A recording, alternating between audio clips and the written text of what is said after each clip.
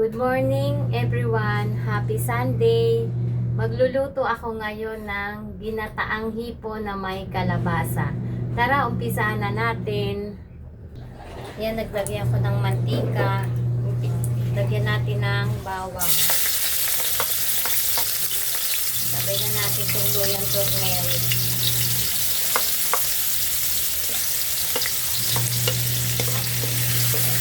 Isa lang yan, isa-isa. Pwede nang yulog ang sibuyas.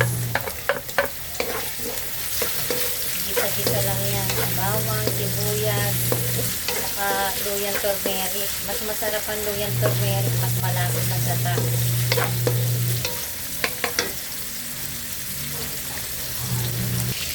Maglalagay tayo ng gata. Unahin ko muna ilagay ang gata. Purong gata to, binili ko, pinapiga ko na.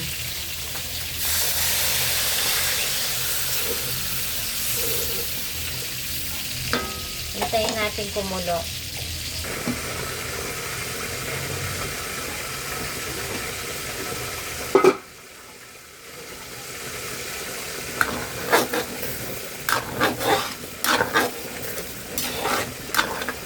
Pwede na natin lagyan ng patis. Isang sandok na patis, baka umalat. Konti lang muna. Tapos maglalagay tayo ng paminta. Kalahating kutsara ng paminta. Tapos pwede na natin ilagay ang kalabasa muna. Medyo matagal na luto ang kalabasa.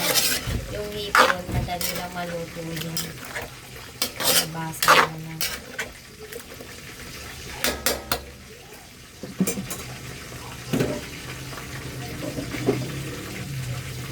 Takpan muna natin. Tayo natin lumambot.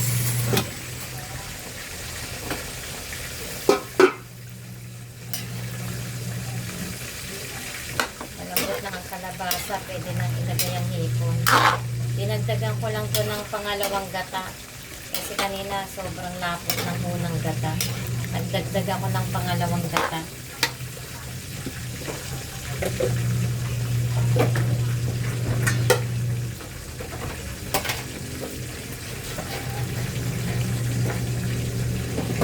Lalagyan na natin itong hipon. Ilalagyan na natin. Ang dali lang itong matuto.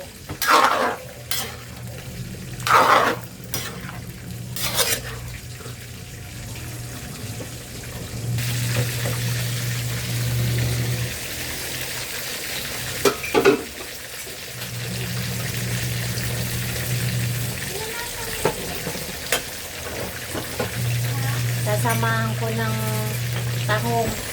Ang lalaki ng tahong, maliit ang laman. Binoil ko na to kasi medyo madumi ang tahong. Pinakuloan ko muna.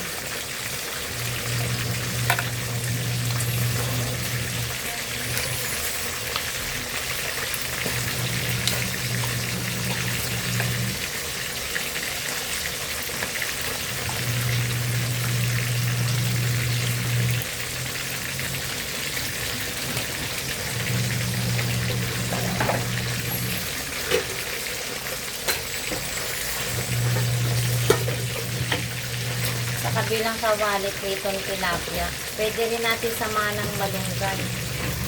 Kain siyang malunggan.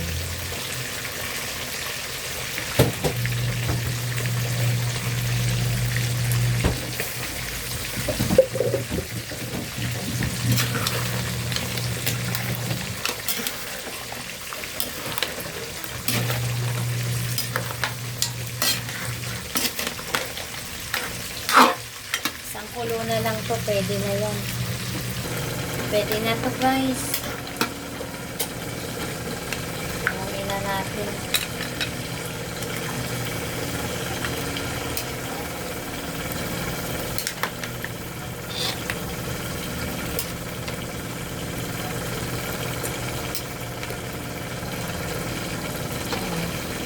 Ginataang hipon na may tahong.